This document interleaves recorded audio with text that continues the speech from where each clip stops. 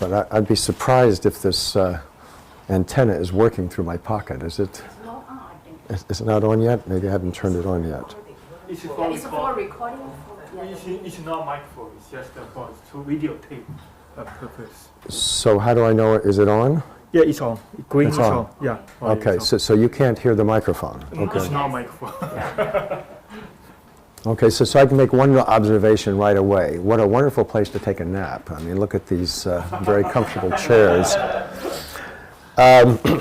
Okay, well, thank you very much for inviting me here. You know, this is certainly one of the famous academic institutions of the world, and we've seen lots of students at Penn and other places from here. I think Zhao Ming Mao, for example, and Kai Sun were both went here. So there have been some quiet revolutions in material science and, of course, in solid-state physics over the last several years. In material science, they're finding that they can make new materials by constructing them from the beginning, metamaterials, which I'll talk about more in a minute. And in solid-state physics, as all of you know, they're the revolution that occurred with the topological insulators introduced by, let's see, is this a pointer? This way, maybe. Yeah. Yeah, okay, good. So Charlie Kane and Jean Marie, of course, just won the Fundamental Physics Prize.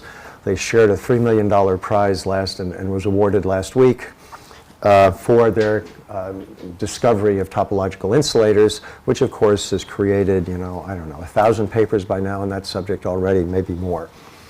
So these are collaborators who've worked with various parts of this endeavor, and James Clerk Maxwell from 1864 lies in the background of all of this. So let's start with what are metamaterials. So metamaterials are materials that you know, mankind can construct that will not occur naturally in nature. They don't occur naturally, but you put them together in such a way that they have properties that you would not normally find. So the first really established metamaterial were these negative index of refraction microwave systems, which came from putting together these centimeter scale things. And you know, if you have a negative index of refraction, you have this unusual behavior that if you have an interface here and you send in a light beam like that, rather than going off that way, it goes off that way. And they were able to show that was true with this. Here's another type of metamaterial that gives you interesting mechanical response. This is a flat metal sheet with you know, periodic array of unit cells with different patterns etched upon them, holes, etc. Here are the various type of chiral patterns. And these have edge states that have interesting frequency dependence, and you can make them be essentially one-way propagators if you work at it. So 3D printing is a really simple idea, but it's become quite sophisticated. So the idea is that you have some polymer source that you can drip in controlled amounts onto your target where you're creating some kind of a new material there. And you can have one or maybe two or even more guns coming in. Another way of making these, do 3D printing, is to have a fluid that's sensitive to light, and when you shine light at the right frequency onto it, it'll cause a polymerization to take place, and then you can construct, you know, this series of Eiffel Towers that you can pull out of a fluid as you change the pattern of highlighting down here. And of course you can play all kinds of interesting games, an Escher thing, a foot, an artificial ear, which is certainly something that is real and people are interested in. But it's having an enormous impact on manufacturing. So you all know that you know, we all want lighter, more efficient jet engines, so we don't have to spend quite so much money on our travel. And the engineers at GE constructed, with their simulations, found a pathway of the gas that comes in and hits the combustion chamber, which gave them maximum efficiency. And there's a complicated pattern of channels inside here that you can't see. As it was designed, they found that it was very difficult to create that pattern with what you call subtractive manufacturing. So milling machines, lathes, etc., are the standard subtractive manufacturing technique. And in order to make this piece, which eventually was made with additive manufacturing, requires 14 separate pieces that had to be connected together with screws, and the result was a part of the engine which was just too heavy and too expensive to produce. But they found out that they could produce it using additive manufacturing, and in this case the technique, unfortunately I was unable to find the web page I used to use to show here, but basically what you have is a vat filled with a metal powder, and you make a very smooth surface to the metal powder, and then you shine either an electron beam or a laser beam on the surface, and you melt a pattern which only is a micron deep. And then after you're done with that, you lower the surface down a little bit so that what you've just made is buried underneath. You flatten it again, and so forth. And repeat this again and again until you get the pattern you want. And you can make almost any pattern that way. Now, of course, there are other things you can do, which is more interesting to sort of academic material scientists. Things like this. Here is a 300 micron scale, so you can see this is probably 50 microns or something like that. This is 500 microns, and you can see you go from big all the way down to this size where you're getting structure at the level of 10 microns or so. And that's small enough that, you know, if you don't have a microscope, it looks like it's continuous. Now this one is of particular interest. This is the honeycomb, not honeycomb, the diamond lattice, and it's constructed from struts or beams which are very thick in the middle and thin at the edge, so that it has a strong resistance to compression, and then you make it thin at the end so that when the four struts meet, there's it's very easy to change the angle between neighboring struts. If it were infinitely easy to change the angle, then this material would not be able to stand on its own. So this is a material now that if I were able to get rid of the bending force altogether, it would resist uniform compression, you know, a pressure, but any shear, it would just fall apart. Right? But since there is a resistance, a small residual resistance to the differential bending here, the shear moduli are non-zero, but they're orders of magnitude smaller than the compression modulus. And the engineers call this a pentamode material, meaning that of the 6 elastic stretches that you can do in 3 dimensions, or elastic distortions, only one of them has a high compression, high modulus, and the other 5 are very, very small.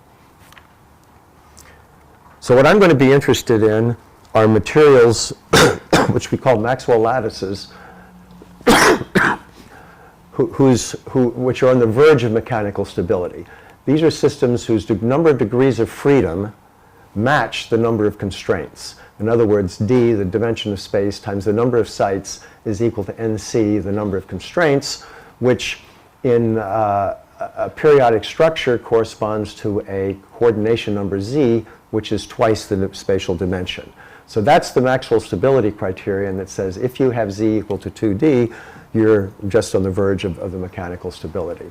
So there are lots of lattices that fall into this category. You know, they tend to be the simple ones that you teach, you know, in first year solid state physics. Here's the Kagame lattice. You know, each site here has 4 neighbors. And if I put it under periodic boundary conditions, then each and every site has 4 neighbors. Similarly for the square lattice, or the twisted Kagame lattice, where I take this hexagon in the middle and counter-rotate neighboring triangles, you know, this one this way and that one that way, to get this Kagame lattice with C3 symmetry. These two things have exactly the same coordination number, and therefore by the Maxwell argument, which I'll talk about more in a minute, they should have the same properties. But they really don't, and we'll see why. Here's the pyrochlore lattice. This is the 3D version of the Kagame lattice, if you wish. Each site is the vertex of a tetrahedron and is shared by 2 neighboring tetrahedrons, so there are six bonds coming in, and the coordination number is 6. In other words, 6 z is equal to 2 times 3. This square lattice, you can change the structure so that you have a unit cell with 4 sites instead of 1 site. And the properties of these two things are really strikingly different. This is a distortion of the standard pyrochlore lattice, which you would not see in any standard atomic material. And this one has topological properties that this one does not, if you wish. So now I'm going to show you a movie of a model that Xiaoming Mao and Kai Sun constructed at the University of Michigan that basically encapsulates all of the important things that I want to say about these new topological mechanics. So what we'll see is a structure that's basically a Kagame lattice, and we're going to look at this strength of the edge modes, of the edges in these things. So this is going to be, we're going to start the movie. We're invaginating here. Notice he's pushing on the side, and it's easy to do. What this represents is a series of 0 modes for every wave number along this surface so that I can have a localized invagination. The same is true on the other side. Both sides have a soft surface, like that.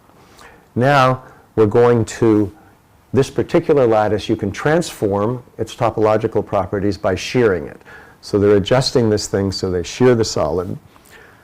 And in the process, they pass through a critical state, which is not so obvious in this picture, but we'll talk about it more when we get to it. So these straight lines here represents structures along which you can apply tension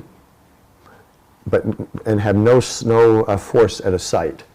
So they're just twisting it. They're just twisting it, yeah, which is... By twisting, they can also twist the angle of the Yeah, ball. right, yeah, that's what they're doing. And so now we have a new state. They're going to push on this side. Watch what happens here.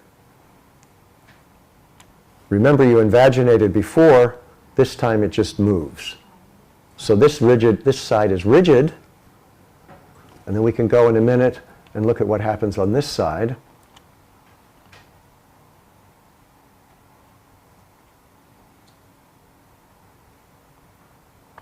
And it's actually easier to compress now. So what's happened is, by changing the topological state of this material, we've transferred 0 modes from this side to that side. So this has 2 0 modes per unit cell along here, or 2 0 modes per wave number, and this side has none. So that sort of behavior you're familiar with from the electronic states, that as you change the topological state, you can move a 0 mode from one surface to the opposite surface. This is also the case here, but there are extra counting constraints that say that for this particular model, you have to have a certain total number of 0 modes on the 2 surfaces that we have. Okay, so here we have a real topological metamaterial.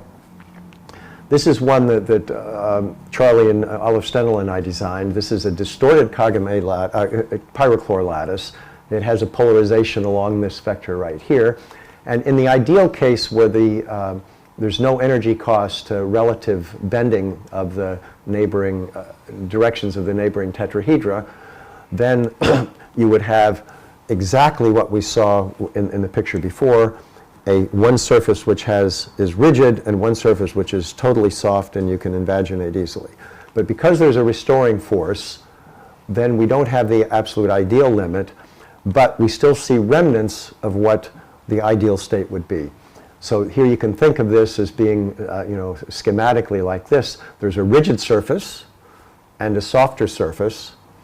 And one thing that's amusing about these materials, if you take this and cut it in half, you will then end up with 2 samples, both of which have a rigid surface at the bottom and a soft surface at the top. So this shows the load versus indentation in this direction. So this is the depth of the invagination, and this is the load. The red line right here corresponds to the rigid surface, and notice that so this is the soft surface, the blue line is the soft surface, and this is the rigid surface. So you can see that the force required for a given invagination on the top surface, on the rigid surface, is larger than it is on the soft surface. So this was made with a double, oh shoot, what did I touch? Is this? There we go, okay. This have to be. This is made with a 2-gun, three, oh, are we going to have this constant problem here?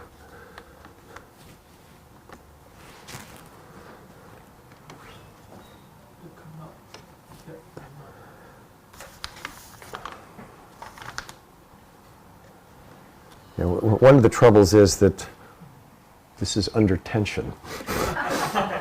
Yeah, okay. It never. I think we're okay. It's just that it's, it's under tension. So this is a 2-gun 3D printer.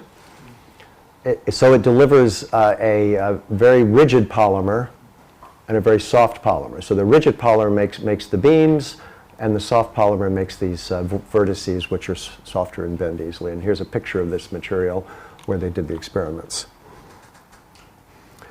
Okay, so what are the properties of these Maxwell lattices? Well, we'll be interested in the bulk phonon spectrum, and we'll find that there are both phonon spectra that are totally gapped. So for phonons, you always have to have the acoustic phonons that have zero frequency at wave number equal to 0. So when I say gapped, I mean everything, there's a finite frequency everywhere in the Brillouin zone except at the origin, at point gamma. Or we can have states within the bulk that are 0 modes, and that corresponds to things like Weyl modes, et cetera, that you have in the electronic states. We have 0 modes at free surfaces. The topological properties of the bulk phonon spectrum determine the number of 0 modes at specific free surfaces in varied domain walls, which is probably familiar to most of you. A topological change moves 0 modes from one free surface to its opposite, creating rigid and super soft opposing surfaces. There's always a nonlinear elastic mode of 0 energy called a guest mode, and this one is that you start with your system and you distort it a little along the guest mode. You have a new state, but there's still a guest mode that goes with that, so you can keep on distorting until you run into some constraints of some kind. And then we can have, as I said here, localized 0 modes, Weyl modes in the bulk, etc. So what I'm going to do here is to first talk a little bit, some mathematical preliminaries, the so-called Maxwell-Caledine index theorem. It's also the same index theorem that comes from supersymmetric quantum mechanics, if you wish. The bulk modes in the non-topological Kagame and twisted Kagame lattice. So first we're going to see what we can learn about the modes without doing the topology. Then we're going to see what Maxwell-Caledine says about surface modes. And then I'll tell you how to construct topological lattices that have a different topological characterization than the simple twisted Kagame lattice. I will probably spend a little time talking about the Schrieffer-Heeger model. Now, most of the audiences that I talk to really don't know, the biggest mystery to most people who don't do topological things for their livelihood don't understand the connection between topology and the existence of the 0 modes. So when I get to this, if you say, oh, this is boring, I'll go on to the next step, because this is really the first audience where I've talked to that has had experience with some electronic properties. There are 0 energy modes, and then I'll talk about the 0 energy modes at free surfaces and domain walls. And then I'll mention other topological lattices and Weyl points, et cetera, and probably won't get around to these things at the very end. So the Maxwell-Caledine count. So what Maxwell talked about were frames. Actually, I should have drawn a picture. There's something called the Warren strut, which is a bridge that has triangles like this, and then it's composed of equilateral triangles that you put together. When I was a freshman, we had to calculate the stresses in the beams given the forces on the sites. And they always set it up so that the Maxwell count worked exactly, so you didn't have to do any elasticity calculation to find the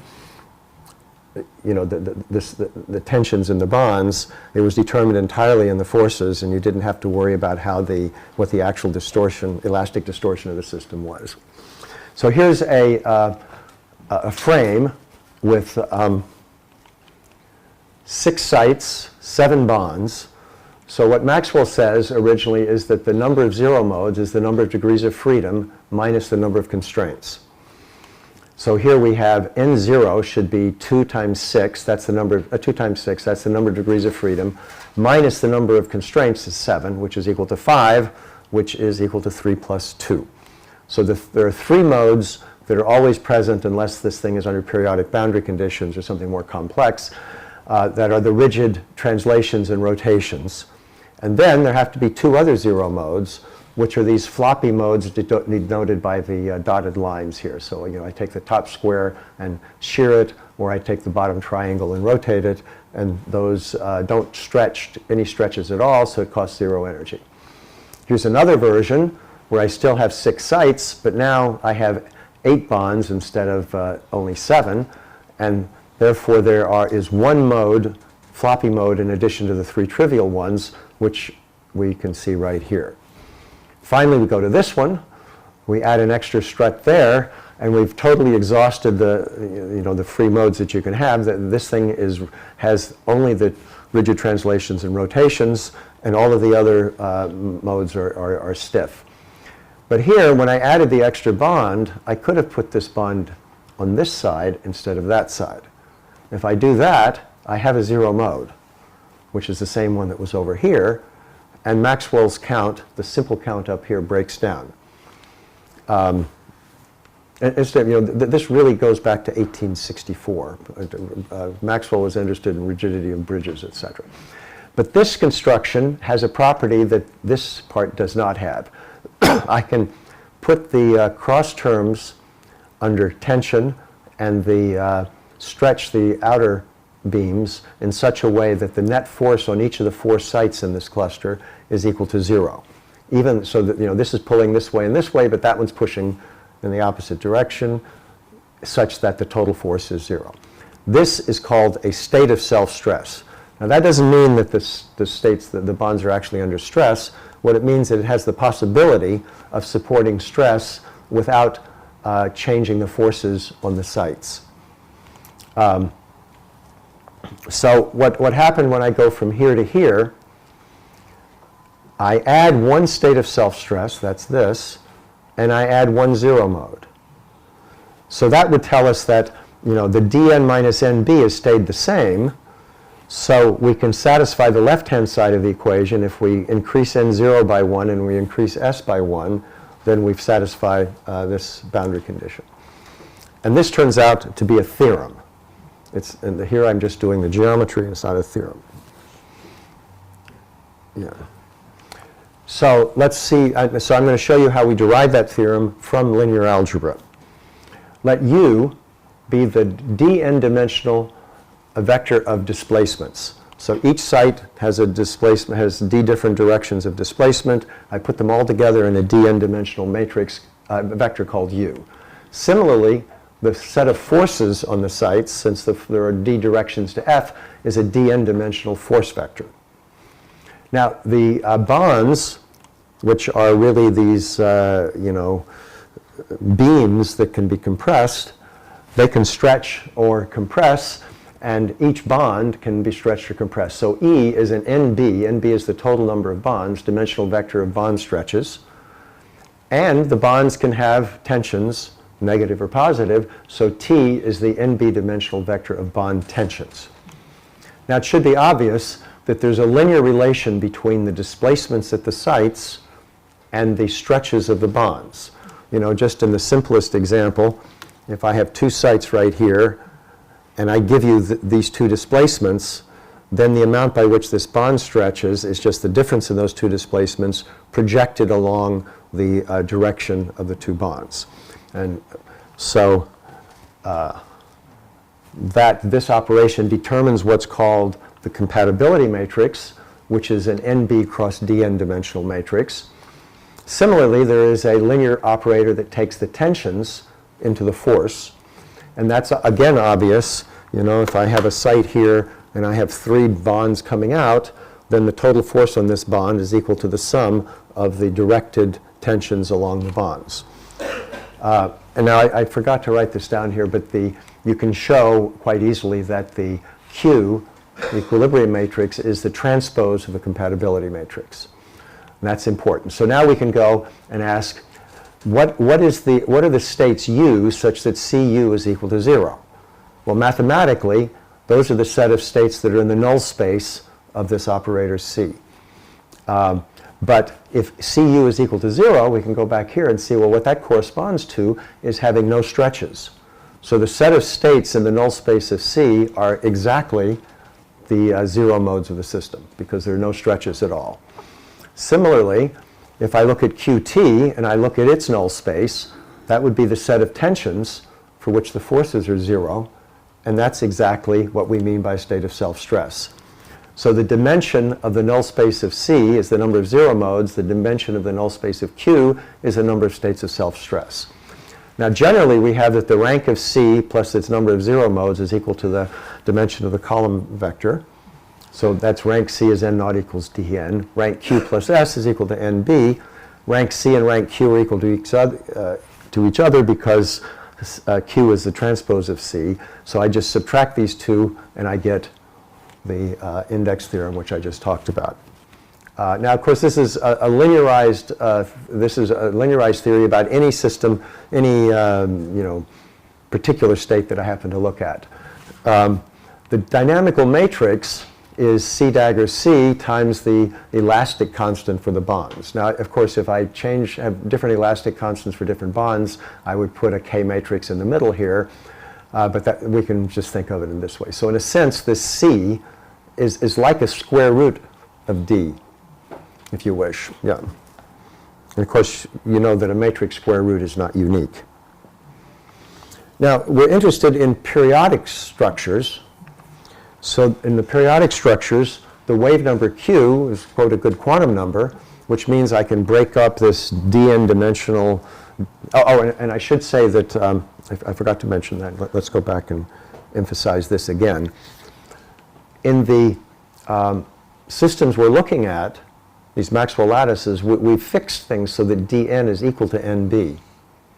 So we have then that the number of 0 modes is equal to the number of states of self-stress. But here we can, since Q is a good quantum number, these large matrices break up into a series of diagonal blocks which have small dimensionality. So C of Q is a matrix which is dn by, is nb by a dn dimensional matrix, and where dn is the number of degrees of freedom in a unit cell, and nb is the number of bonds in a unit cell. So now we're dealing with only, a 5 by 5 matrix or something like that instead of a 500 by 500 matrix. So we have the number of 0 modes at wave number Q minus the number of states of self-stress at wave number Q is dn minus nb. And for our Maxwell lattices, this right-hand side is equal to 0.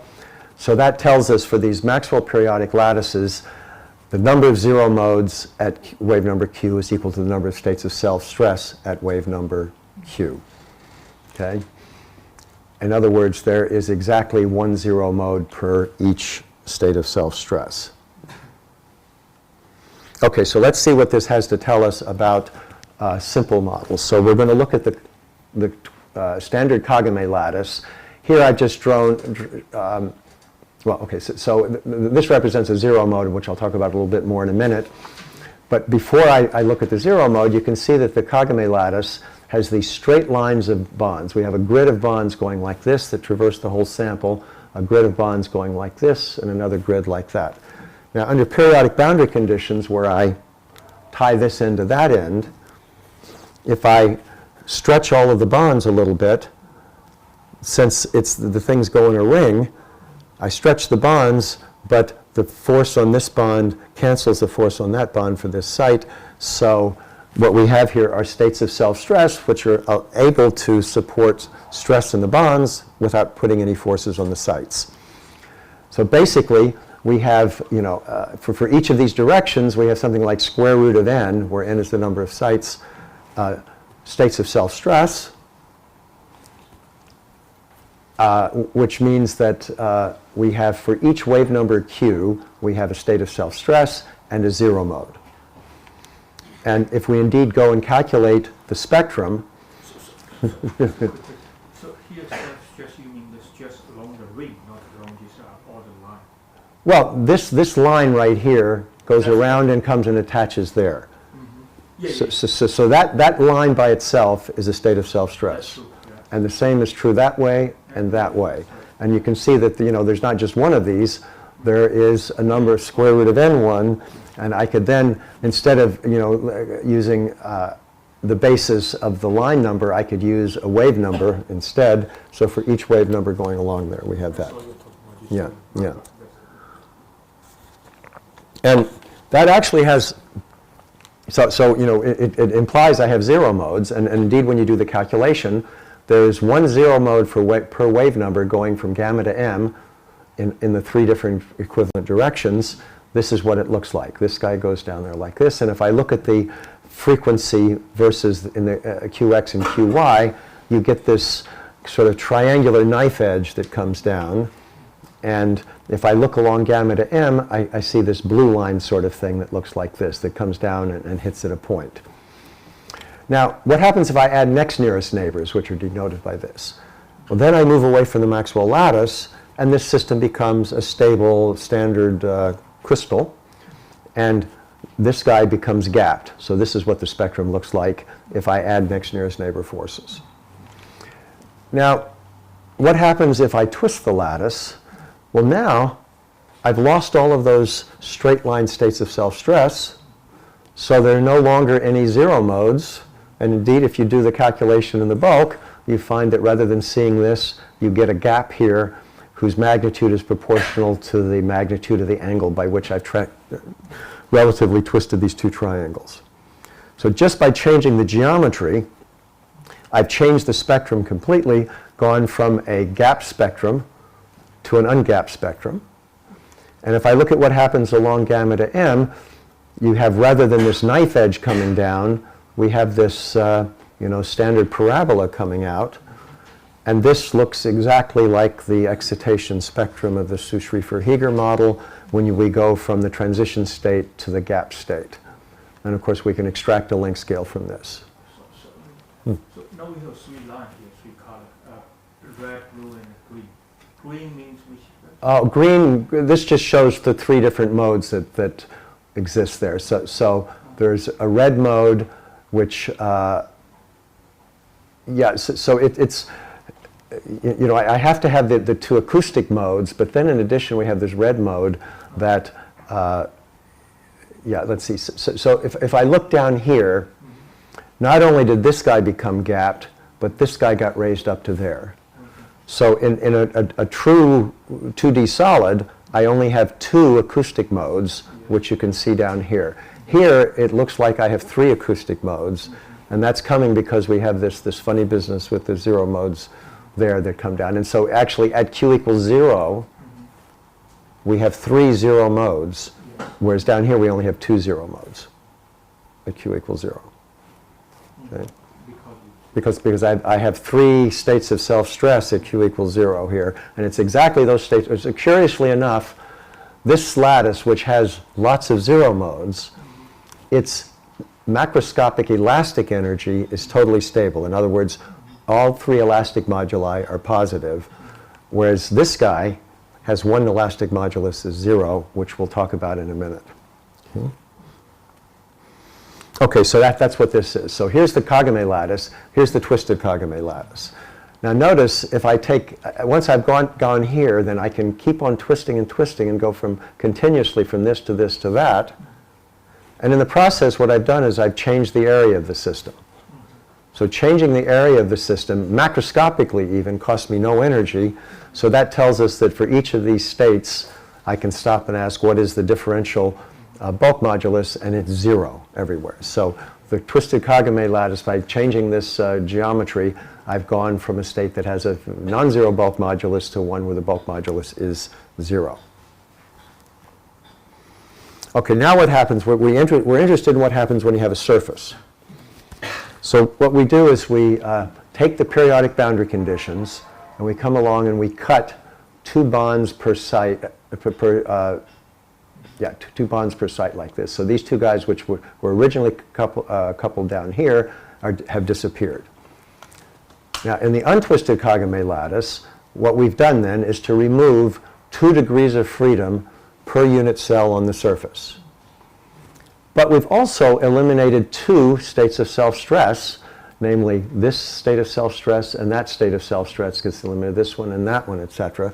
So in this process, we've both reduced the number of zero modes, the number of constraints, and the number of states of self-stress by the same amount.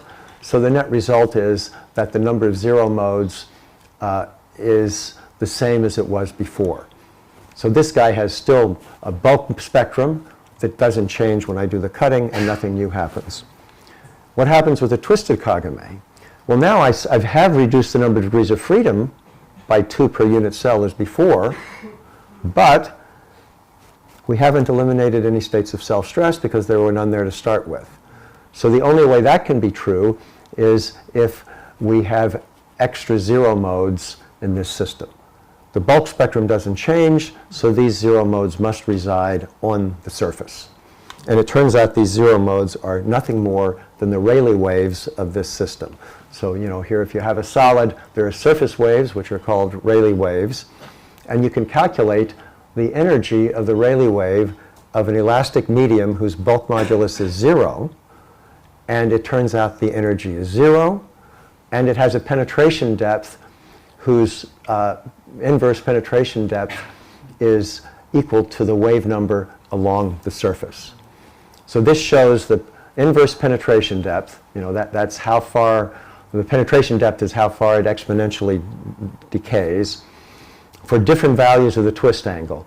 They all asymptote to this length that you can construct from the knife edge construction with the parabola, but all of them asymptote to the same value down here, which is what the elastic continuum energy says. So that this slope down here of the inverse penetration depth versus the wavelength along the surface, this slope is actually 1 exactly, and that's what the elastic Rayleigh calculation would give for a system with a 0 bulk modulus. So that fits together very nicely. Okay, so now we have a state where we know we have to have 0 in the twisted Kagame. We have to have 0 modes on the surfaces because of the Maxwell count or the Maxwell Callodine count, but we have not produced a state that has different topological properties. So it took us a while to figure that out, but rather than starting with the full Kagame lattice, we start with a Kagame-like lattice that has only one grid of lines. So one grid of lines has only one direction of 0 modes, and what we'll do is to distort this lattice in 2 different ways. One is to take this site and move it upward and this site downward, and that takes us toward this twisted Kagame construction. I can do it the other way and let this one go up and that down, and we get this structure. And notice this thing has a, it has a polar-like symmetry. There is a well-defined direction here, and there's some mirror planes, etc., which are less important. So we can, this construction allows us, as we'll see in a moment, to identify this with what we would call a topological state, and this one which we call non-topological. It's a little bit arbitrary, that nomenclature. The geometry to do this is a little messy. I've drawn it here. The important thing is that there are variables x1, x2, and x3 such that if x1 is non-zero, then we have only the state for the one direction has distorted the straight line, and let's see, how do I want to say it here? Yeah, and the 2 is for the other directions, etc. So there are 3 different directions that appear in our lattice, and what we want to do is to be able to separately change the straight lines into curved lines for the different directions, such that I sequentially kill the states of self-stress of the original Kagame lattice.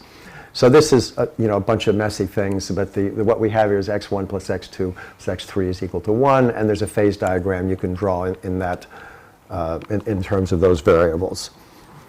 So from B to C, are we stretching the triangle a little bit? Yeah, this is not a transition that we can make without. We have to make a different sample to this.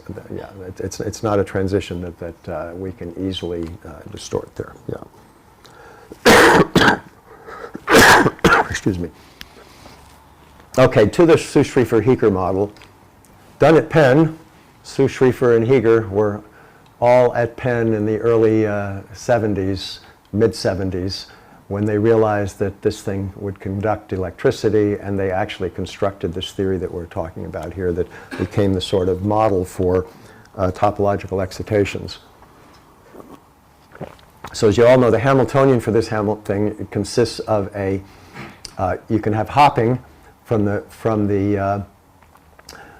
A to B, or from B to A, and you can have, this is, each carbon atom has to have 4 orbitals coming out of it, and in the standard chemistry picture you have a double bond and a single bond, followed by a double bond and a single bond, like this. And so you can think of the hopping of the single bond as being different from the hopping of the double bond, and we can then express this in terms of going from, within the same unit cell, going from A to B, and then going from B to A in the next unit cell, which is what this thing is. So when you write this out in Fourier space, it looks like this. This is, this is the vectors CA, CB, and C dagger A, C dagger B. And you get this structure that has what is usually called particle hole symmetry. It's this symmetry, in fact, that protects the zero modes that we have here. You can calculate the energy. It looks like this. Notice that if Q is equal to pi over 2, the energy becomes magnitude of T1 minus T2. So if T1 equals T2, there is the spectrum becomes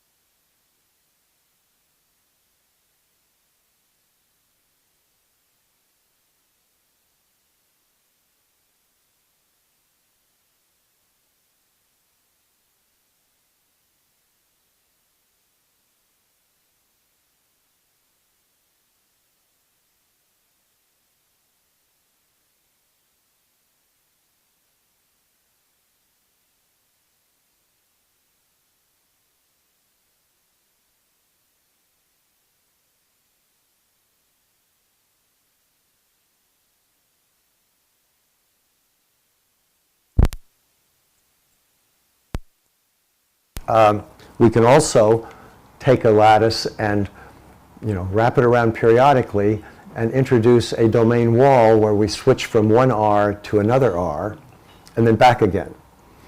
So one of the domain walls separating RT0 and RT this way corresponds to a state of self-stress wall, and the other one corresponds to a zero-mode wall. So these are precisely the same sort of things that you see in the electronic case, and these numbers apply. Now, one thing that is often was confusing in the beginning is that a lot of the quantum topological results, the different topological classes are protected by a symmetry of the sample. Here, you really can't protect the zero mode by lattice symmetry, because if I add next nearest neighbor forces, for example, then I've got something totally different, and I don't even have anything has a polarization or anything topological about it. So if I look at the symmetric lattice we started with, the twisted Kagame, it has a P3M symmetry. The intermediate state, the one with the one set of grids, a straight line, this has it has a polar order, but it has mirror planes like this, and this one is a glide plane. You reflect for this plane and translate by half a lattice spacing. But then when you go to the other side, we get this thing where we've lost the glide planes, but we still have a mirror plane. So here you might be tempted to say, oh, the topological state is distinguished from the non-topological state by a symmetry change. But I could have looked at the generic lattices, all of which have the lowest polar, what do you call it, wallpaper symmetry. And so the symmetry doesn't tell us anything. What's protecting the system is that particle hole symmetry that came with having the off-diagonal Qs. Okay, so that basically, thank you for surviving through the long introduction there. Those are the basic properties of these.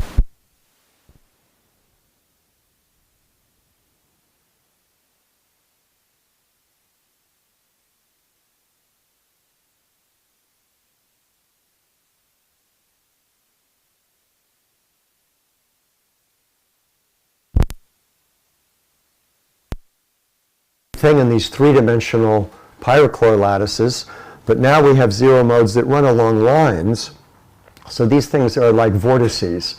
If I do the integral of the determinant of the log of Q around this line, I have an integer characterization, and well, so it's sort of like having a vortex. You can, so the group at Leiden, led by Vincenzo Vitelli, did a number of interesting things. They looked at, for example, what happens when you introduce a dislocation or disclination into the lattice, and they found that associated with these distortions of the lattice, which change the local count, but not the total count. So that means that locally you probably want to have a zero mode, but I haven't changed the global count, so with that zero mode there has to be some kind of a state of self-stress, and indeed they find that kind of thing. They also made here, with 3D printing, these kind of lattices where you have a stress domain wall and a state of self-stress domain wall and zero domain walls, and when they pushed on it, the stresses were concentrated on the stress domain wall.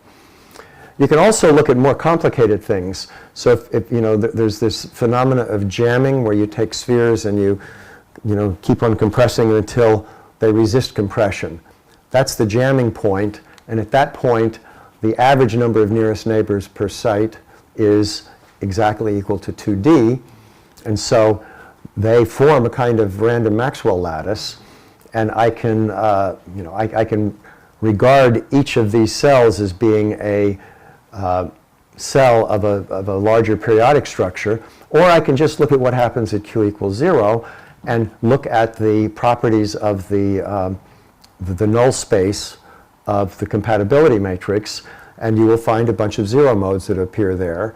And they will be surface modes, and there will be a different number of zero modes on one surface from the other that depends upon the particular configuration of the lattice that you formed. So this is, in a sense, a characterization of different jam states.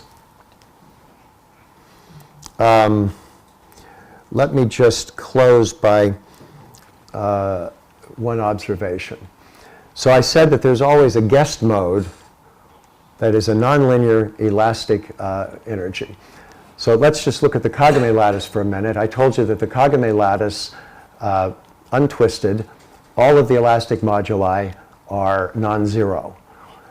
But if I go to the twisted Kagame lattice, the final energy looks like this. It's mu epsilon xx minus epsilon yy squared plus 4 epsilon xy squared. So these are the two shear distortions. And then the bulk modulus is 0, so this epsilon xx plus epsilon yy squared isn't there. So then I can ask what kind of distortion is going to cost me 0 energy. Well, if I set epsilon xx equal to epsilon yy, this is 0, and if epsilon xy is 0, that's 0. So that tells us that when we stretch this way, we also stretch in the other direction, and that is exactly what you expect for a negative Poisson ratio system. So answer has d times d plus 1 over 2 independent components. So let's just talk about 2 dimensions. It means there are 3 independent strains. There's epsilon xy, epsilon xx, epsilon yy, and epsilon xy. So we could write the elastic energy in terms of that 3-dimensional vector, epsilon xx, epsilon xyy, and epsilon xy, multiplied times a 3 by 3 dimensional matrix K. And I can diagonalize that K and write it in this form. So all of the eigenvalues of this matrix K have to be positive in order for the system to be positive, stable. Okay, so that's one thing. Now there's a theorem which is a little tedious but really elegant to prove, which says that the elastic energy of one of these networks, let's assume all of the elastic constants are the same, is equal to the elastic constant times the affine strain of each site. So remember, E was the stretch, the set of stretches on the bonds. Now what is an affine stretch? It says that if I look at the separation between the two sites of the bond, and then I subject it to a strain, so the epsilon, this thing becomes this vector times the strain matrix gamma. And if that is the same for every one of the bonds, it's affine. And then we dotted in to the unit vectors that span the null space of the equilibrium matrix. Those are the states that span the null space, the states of self-stress. So, and that we sum over all p, all of the different independent ones of those at q equals 0. So what that says is that I need, in order to have in 2 dimensions 3 positive definite eigenvalues, I've got to have at least 3 independent orthogonal matrix vectors that span the states of self-stress. Okay, so let's look at a totally gapped system in 2 dimensions. So if it's totally gapped, that means the only zero modes are the 2 zero modes associated with uniform translation. So in that case, there are only 2 states of self-stress that come out, leaving us with a deficiency of 1. So that's exactly what happens with the twisted Kagame lattice. There are, but given any of those lattices that we have, there's always a direction in this epsilon xy, epsilon xx space that has 0 energy. And once I've got that, I distort it. It's still true that there's a 0 energy one, and I can keep on distorting. And the case of the 0 bulk modulus is the prime example. Okay, let's stop with that. So I should have had a review statement, but I think I have done just about the hour that I'm supposed to do. It's okay. Yeah, good. If you want to go, you can go. No, I think I've covered enough right now. Yeah. It's a very nice lecture, at least for me, it's about this topological mechanics. I Yeah. never know there's so much interesting things like. Any questions from the audience? Yeah, so about this picture of a soft mode, Yes. it seems to, phenomenologically at least, it seems to be very similar to corner sharing perovskite materials with a negative thermal expansion coefficient. So when you have a 3D material, Yeah. I know you are in 2D work here, but Well, no, we had 3D work there. I just didn't talk about it. yes, Yeah. so when you have a corner sharing configuration, for instance, for the octahedron, So for the tetrahedra or the doesn't matter. But Yeah, when right. they are free to rotate, right, yeah. and then the volume modulus can be negative, so that when you see So then there's an instability to change the structure. that's right. Yeah. And usually that occurs in a line like. Yeah. So there is some similarity there. Let me just think how to say this. So those pyrochlore lattices that have lines of sheets of zero modes and so forth, they are many of them are under-coordinated. So the simplest example would be, if I look at the honeycomb lattice in 2 dimensions, we have this plane of zero modes. But even so, you can extract from the topological-like invariance in the honeycomb lattice, for So are you example. suggesting that? I mean, with this essence of the physics in those. I think there is some relations. Now, what a lot of those people do is you replace. So in my pictures, I imagine that each site can be displaced, but you might want to say, okay, the tetrahedra themselves are very rigid. So what I'm going to do is to replace the system by rigid units that are allowed to rotate. And so there's a lot of work calculating the phonon spectrum along those lines. I'm not sure I've found a topological clean description of that or not, but certainly that kind of thing is not unrelated to this. Mm-hmm. Mm-hmm.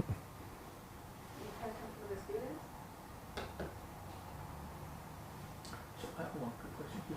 So in the very in the introduction part of your talk, Mhm. in the very last page of your talk, you mentioned you cut Mm-hmm. in the middle of the bulk. Yeah. Then you will get this rigid surface at the bottom again. Well, I get the rigids. I mean, first we do the cut to establish the 2 edges. Yes. Because I start with something that's wrapped on a cylinder, and I do a cut like that. I open it up, and I have 2 edges. And in doing so, I've reduced the Maxwell count was that I had exactly, I have exactly z equals 2d. Mm-hmm. When I do that cut, I've reduced the number of constraints. Yes. So what Maxwell will tell you is that I have to have, I have to keep the count.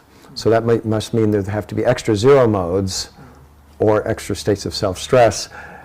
And in the, in the gapped cases, the extra modes have to be surface modes. Now, I don't know which side they're going to be on according to that count. The Maxwell count, Maxwell Calodyne, only tells me that I have to have 2 extra zero modes distributed in some way between the 2 surfaces. And then we have to do the topology to determine whether or not I have the same number of zero modes here as down there. I see. So, but it somehow is kind of like counterintuitive. We saw we cut Yeah. and then become rigid. So, but it became, one became rigid, but the other side became even softer. So the count is correct. Yeah. Mm-hmm. Yeah, maybe I can ask a very naive question. In the early part of your talk, so you have a bulk material. Mm-hmm. So in the bottom you have a rigid, maybe similar to what you asked. So at the bottom you have this rigid surface. At the top you have a soft surface. Yes. We will cut it to 2 parts. So the top part you have, the bottom is rigid again. Mm-hmm. So basically the height of the material change, right? So in this case, for this, when you change the height of the material, will all the property remain the same or be different? So of course, ultimately, if your two surfaces get too close together, then you have an interplay between the two.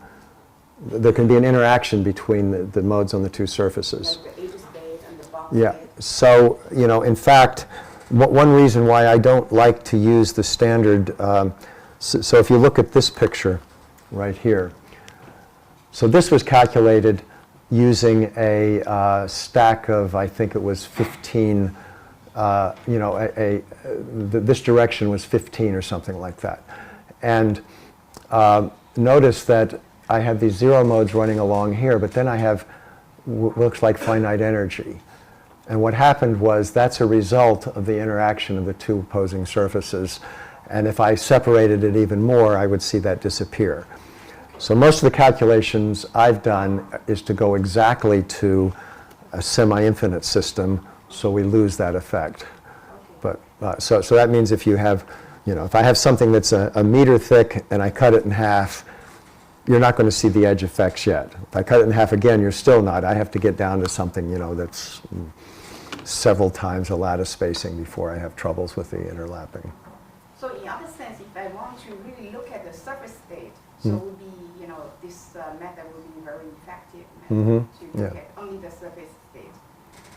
Well, the method I'm telling you about, about how to calculate, it's getting the surface modes is actually much more complicated than many people think. So the standard calculation of the Rayleigh wave you can find in Landau's and Lifshitz mechanics book, and it appears to be totally straightforward, and it is for the isotropic case.